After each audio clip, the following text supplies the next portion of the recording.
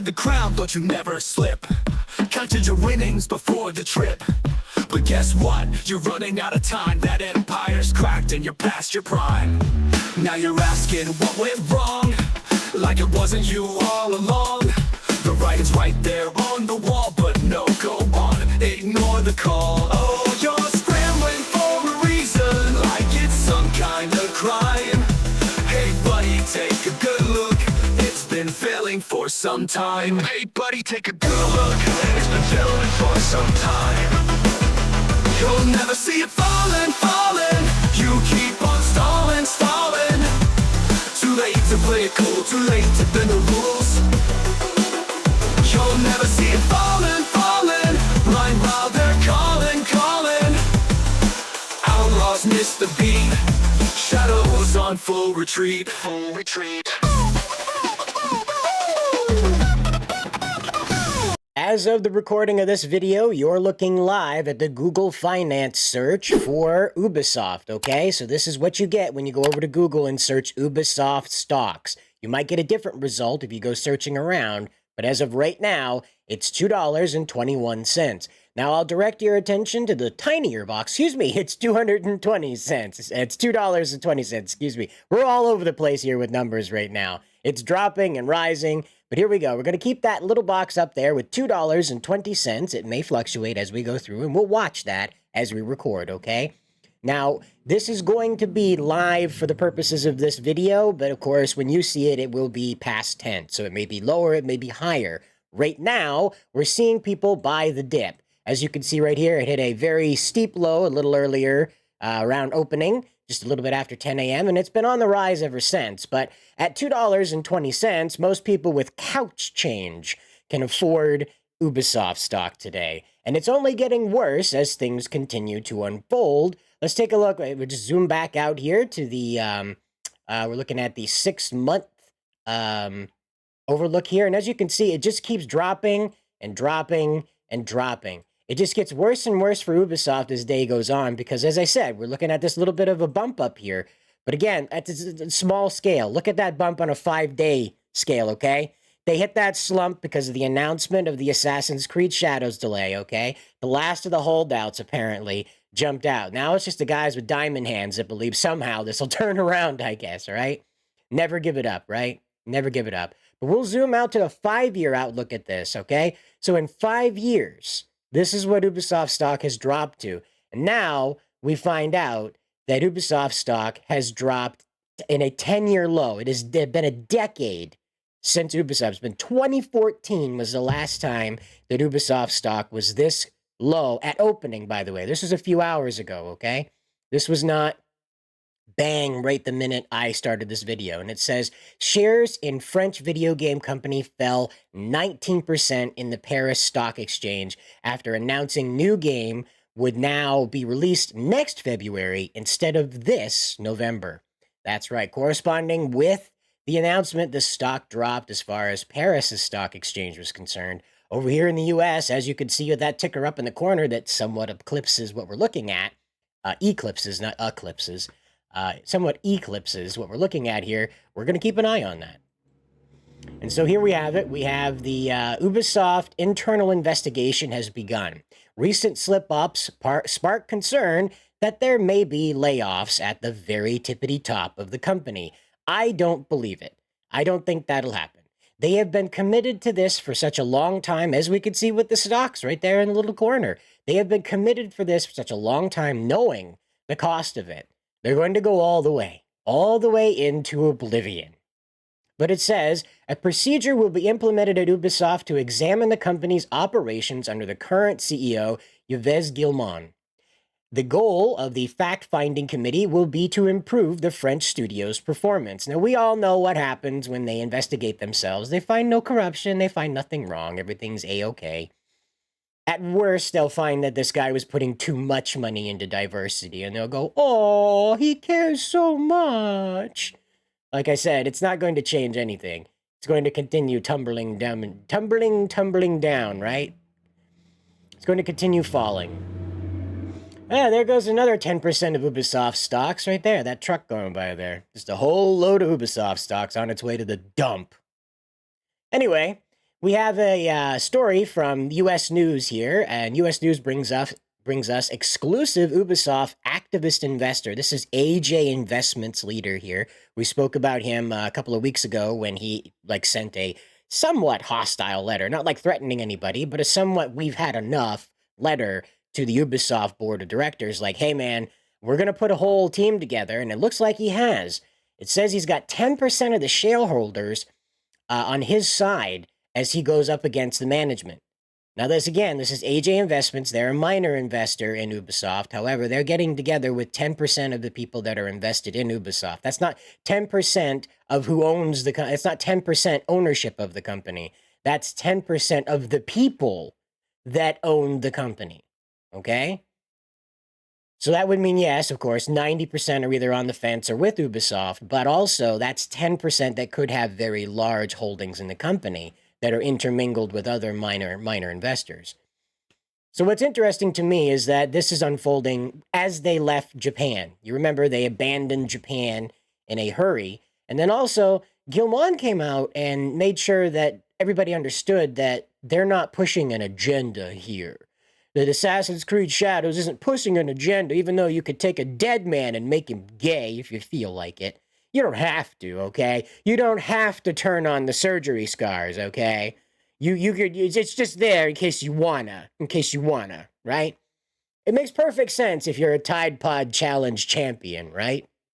So you've got these people here talking about how they're going to protect the investments of people and how their goal is to entertain the consumer. And yet, we've got Kay. I don't know. I just know her Kay Rimlord or something like that. I don't know what her name is. It's a Star Wars character here.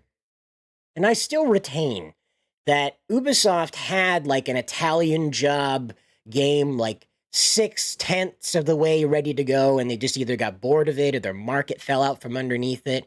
And then Disney came along and they were like, bro, we need your help, bro.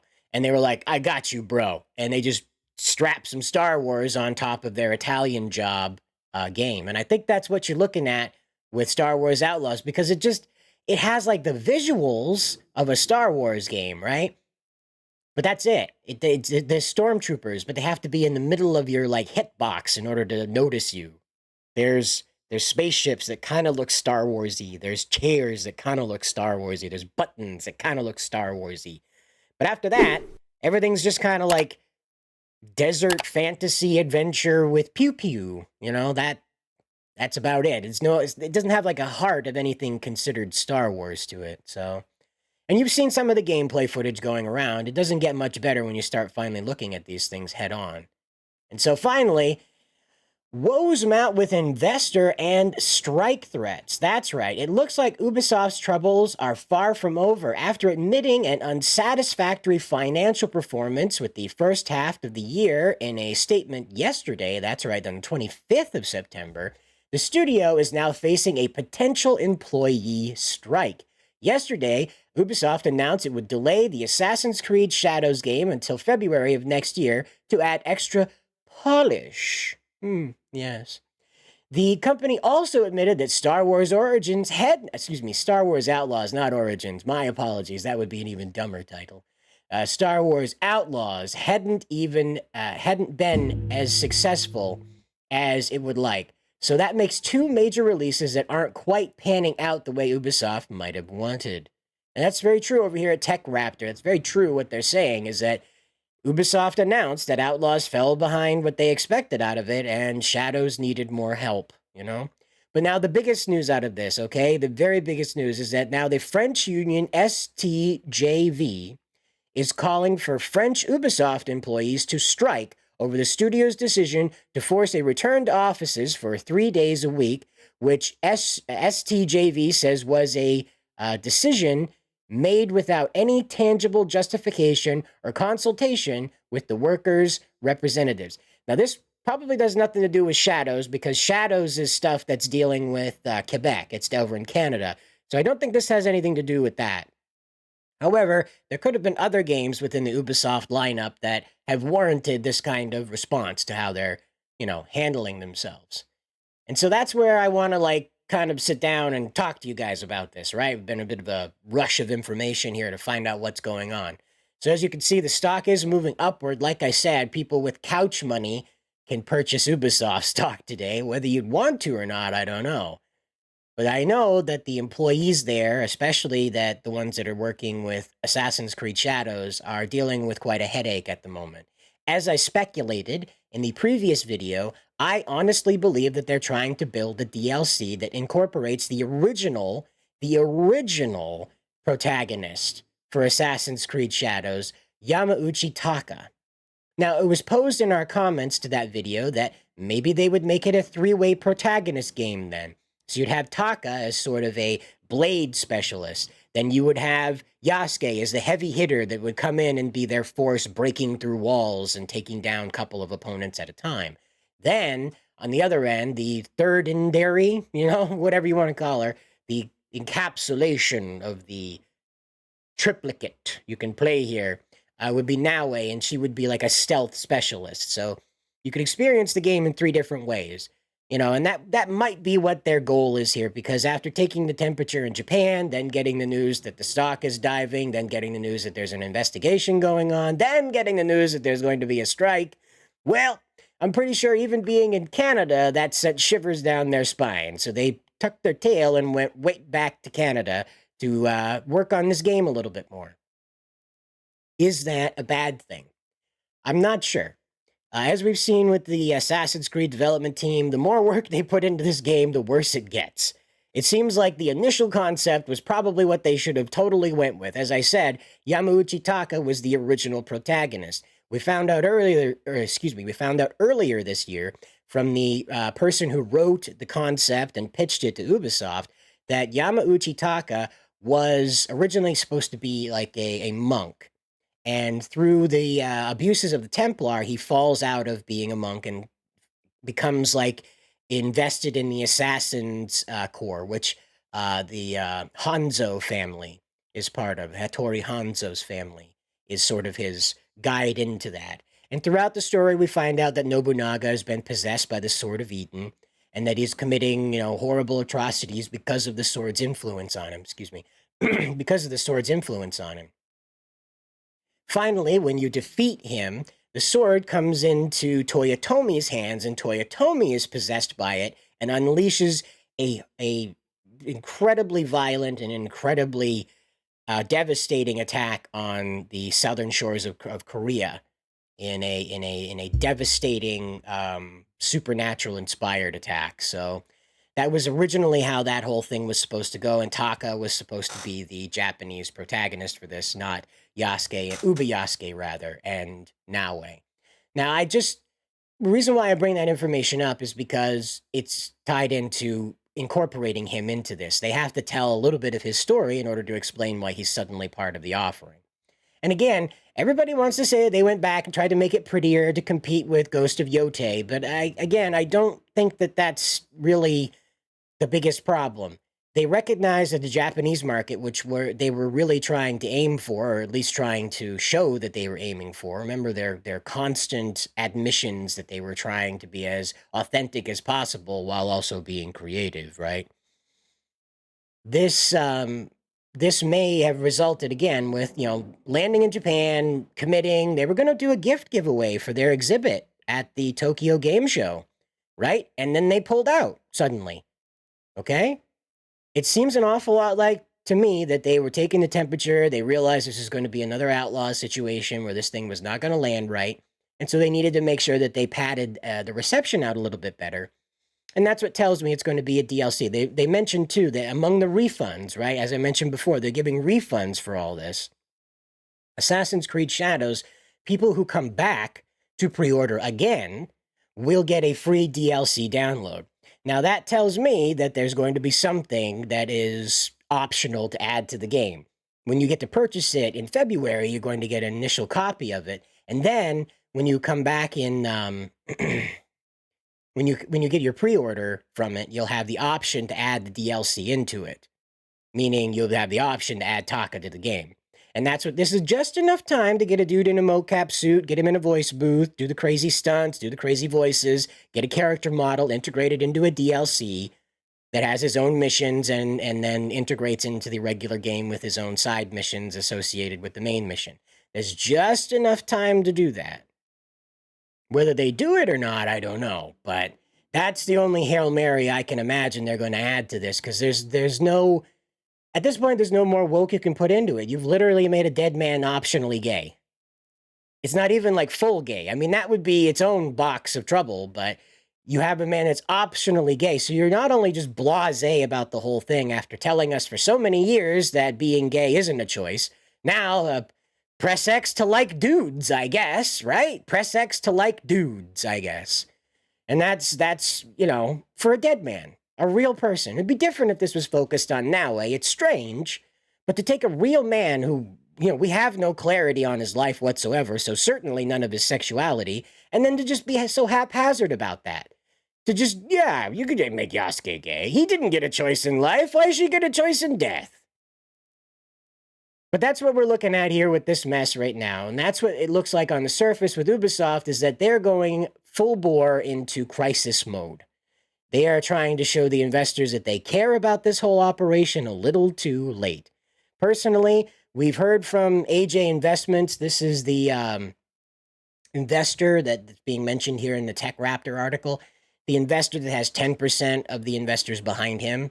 This fella at AJ Investments, he wants the company to go private. He wants the company to stop trying to like feed the constant hype machine to keep investors interested in the product and go back to producing the product that earns the money that then can be warranted going back into the public eye, going back into the public investment eye, rather. And so I don't think that's going to save it, because, again, as we know, they've had this women and non-binary mentorship thing going for several years now. So at their core, at the very core of Ubisoft, the twisted little pit, they're not happy with how the current industry itself works. They're seeking to change that from the ground up. This has been a focus of a video game production company, not a university, not a political group, not a think tank, not some corporation obsessed with marketing to these people. This has been a game company that produces games. Ubisoft is not anything other than that. It's not supposed to be anyway. But yet here it is doing mentorships to get people into the very guts of other corporations, of other game producing corporations, so that they can carry the ideology born out of Ubisoft into that new other corporation. We saw it with Firewalk. We can't guarantee you that they came from Ubisoft, but they came from the same school of thought as these people being groomed, being mentored at the Ubisoft mentorship program, where they have mentees, yes, because proteges was just too sexist, I guess. So this is where you're getting a strike threat, is you're getting these employees that have been dutiful, showing up every day, and now they're being asked to go in for extra time after a project's over with. And again, they could be assisting the Shadows team. The Shadows team may not be enough people to get this wrapped up in the amount of time that they need.